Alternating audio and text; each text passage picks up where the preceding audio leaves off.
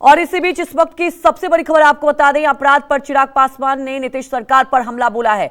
अपराधियों के सामने पुलिस नतमस्तक, ये बड़ा हमला बोला है चिराग पासवान ने। बिहार में अपराधी पूरी तरह से बेलगाम हैं।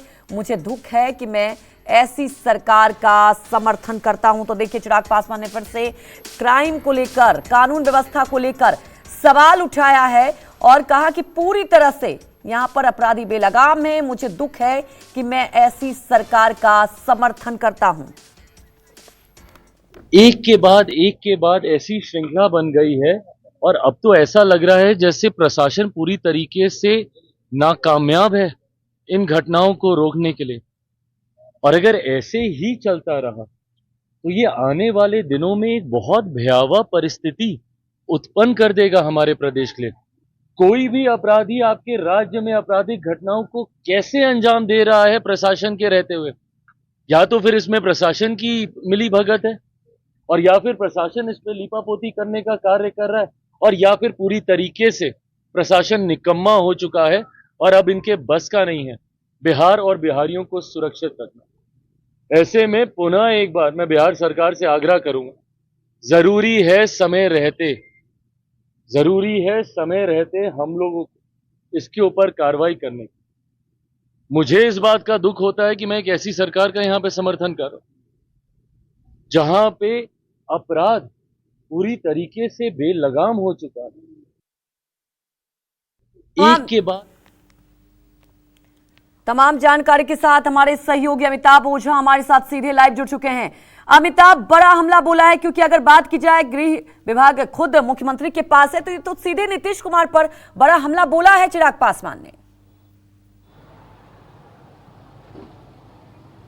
जी बिल्कुल, देखिए चिराग पासवान ने पहली बार नहीं बोला है। लगातार बिहार में जब अपराध की घटनाओं को लेकर उनसे सवाल पूछा जाता है तो अपनी ही सरकार को सवालों के घेरे में लाते हैं और लगातार ये सवाल उठाते हैं कि बिहार में बिगड़ती कानून व्यवस्था की जिम्मेदारी सरकार के पास है और सरकार में गृह विभाग मुख्यमंत्री के पास है और मुख्यमंत्री नीतीश कुमार हैं। तो ये लगातार सवाल उठाते हैं और आज भी जब वो दिल्ली से पटना पहुँचे थे, उनसे गया की घटना के बारे में पूछा गया, उन्होंने सीधे तौर पर इसे कानून व्यवस्था की स्थिति से जोड़ा। उन्होंने ये बात बिल्कुल, वो इससे पहले भी आप देखिए, जब पारस सुखीला घटना हो, खेमका हत्याकांड हो, तो लगातार कानून व्यवस्था को लेकर ये सवाल उठाते रहे हैं और निश्चित तौर पे सरकार से डिमांड भी करते रहे हैं कि कुछ कड़ी कार्रवाई होनी चाहिए, ऐसा मैसेज देना चाहिए ताकि जो लोग हैं, जो अपराधी हैं, वो प्रशासन से डरे नहीं, तो इसका जवाब उन्हें चुनाव में देना पड़ सकता है।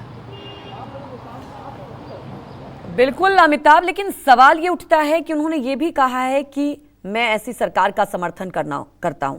विधानसभा चुनाव नजदीक है, ऐसे में चिराग पासवान का ये बयान राजनीतिक मायने में कितना आने वाले वक्त के लिए इम्पैक्ट डालेगा, और क्या ये तो सीधा ही हमला है ना अपने ही सरकार पर। जी निश्चित तौर पे मैं यही कर रहा हूँ कि चिराग पासवान हमेशा जब भी कानून व्यवस्था की स्थिति को लेकर सवाल पूछी जाती है तो अपनी सरकार को वो आईना दिखाते हैं, लेकिन ये भी कहते हैं कि हमें चुनाव में साथ में जाना है और साथ में जब जाना होगा तो जनता को जवाब देना होगा। स्थिति इतनी बिगड़नी नहीं चाहिए कि ताकि हम जनता को कोई जवाब नहीं दे सकें। कानून व्यवस्था की स्थिति को लेकर इससे पहले भी चाहे चिराग पासवान हो, चाहे उनके पार्टी के सांसद हो अरुण भारती हो, लगातार वो सवाल उठाते रहे हैं और इस बात को भी लेकर कहते रहे हैं कि वो गठबंधन में हैं, गठबंधन धर्म का पालन भी करते हैं, लेकिन कानून व्यवस्था की जो स्थिति बिगड़ रही है उसको लेकर सरकार को पहल करनी चाहिए।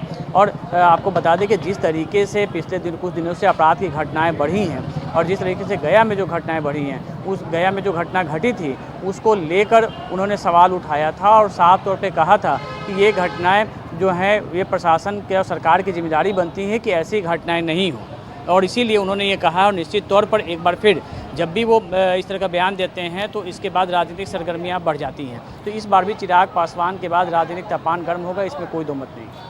बिल्कुल राजनीतिक तापमान गर्म होगा, लेकिन अमिताभ सवाल तो ये उठता है ना कि चिराग पासवान कई बार, ये पहली बार नहीं है कि ऐसे मुद्दे को उठा चुके हैं, कई बार वो क्राइम को लेकर लगातार सवाल उठाएं। आप हमारे साथ बने रहिए। इसी बीच एक और बड़ी खबर बता दें कि गया